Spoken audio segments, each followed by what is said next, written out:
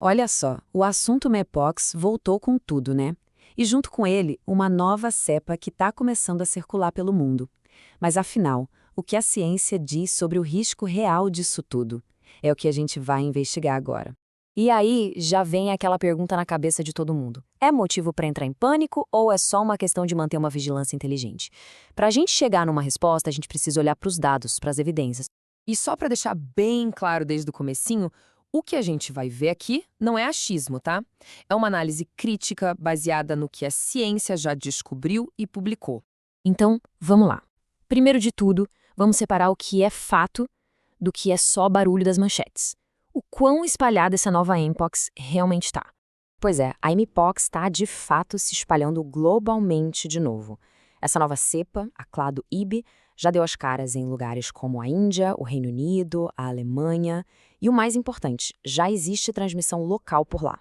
Tá, mas o que essa tal de clado IB tem de tão diferente, né? Por que essa atenção internacional toda em cima dela? Vamos entender isso melhor. Essa linha do tempo aqui ajuda a gente a entender a velocidade das coisas. Olha só, a cepa apareceu no Congo em setembro de 2023. Menos de um ano depois, a Organização Mundial da Saúde já declarou emergência internacional. E logo em seguida, a gente já vê a confirmação da dispersão dela pelo mundo. E aqui, gente, está o pulo do gato para entender a preocupação dos cientistas. O clado IB tem umas mutações bem específicas, as chamadas ApoBec3. E o que elas indicam? Basicamente que o vírus se adaptou, ele aprendeu a passar de uma pessoa para outra de forma mais eficiente, um comportamento diferente do padrão histórico dele. Beleza, então a gente já sabe que o vírus se espalha com mais facilidade. Mas isso leva a gente para a pergunta talvez mais importante de todas. O quão perigosa essa nova cepa é de verdade? Para a gente ter uma noção real do risco, o negócio é comparar.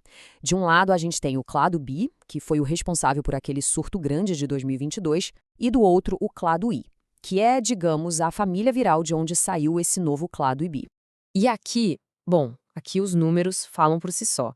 A taxa de letalidade do clado 2I, aquele de 2022, foi bem baixa, cerca de 0,03%. Agora, a do clado I, registrada lá no Congo, foi de 2,7%. É, é uma diferença, epidemiologicamente falando, muito, muito grande.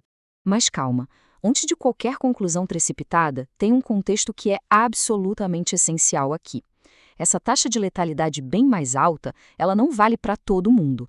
Ela está concentrada principalmente em grupos específicos, em especial pessoas que estão com o sistema imunológico muito comprometido, como paciente com HIV em estágio avançado.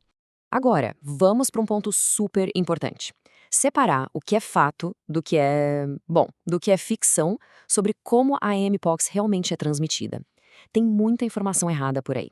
Sabe aquela preocupação, aquele medo de pegar a doença só de respirar no mesmo ambiente que alguém, num lugar fechado? Essa é uma das maiores fontes de ansiedade das pessoas. E a resposta para essa pergunta vem de um dado impressionante. Imagina só, pesquisadores rastrearam 113 pessoas que estavam infectadas e viajaram em 221 voos comerciais diferentes. Sabe quantos casos de transmissão eles encontraram só por compartilhar o ar do avião? Zero. Nenhum. A ciência é bem clara sobre isso. A transmissão acontece de uma forma muito mais específica. Precisa ter um contato físico direto e geralmente prolongado com alguém infectado. Ou então, contato com as lesões de pele, com as casquinhas das feridas ou com fluidos corporais. Não é uma coisa que se pega no ar casualmente. Ok, agora que a gente já entendeu melhor o risco real, a conversa muda de tom. Em vez de focar no medo, vamos focar no controle. Quais são as ferramentas que a gente tem para gerenciar a Mpox? E a principal ferramenta que temos é, sem dúvida, a vacina. A MVA-BN, mais conhecida pelo nome comercial Jynneos, é muito eficaz. Uma dose já dá uma proteção de quase 80%. E ela é usada de forma bem estratégica, tanto para proteger grupos de maior risco antes de uma possível exposição, quanto depois de um contato, para diminuir muito a chance de desenvolver a doença. E aqui é fundamental entender uma coisa: o risco não é igual para todo mundo. As evidências mostram que alguns grupos estão mais vulneráveis. E saber disso não é para criar estigma, muito pelo contrário, é para direcionar as estratégias, a comunicação e a prevenção para quem realmente mais precisa. Bom, depois de olhar todos esses dados, a gente chega na hora do veredito. Lembra daquela pergunta lá do começo? Pânico ou vigilância? Vamos juntar as peças. Essa tabela aqui é como um resumo final, colocando na balança o que é risco de verdade comprovado e o que é alarme que não se sustenta com os dados. De um lado, temos fatos, como a transmissão internacional e a maior letalidade em grupos específicos. Do outro, ideias sem base, como a transmissão pelo ar ou um risco igual para todo mundo. Então, no fim das contas, a mensagem principal é essa. A situação exige, sim, muita atenção, vigilância técnica e proteção focada em quem mais precisa. Mas não há motivo para um pânico generalizado. O risco existe, ele é real, mas, acima de tudo, ele é gerenciável.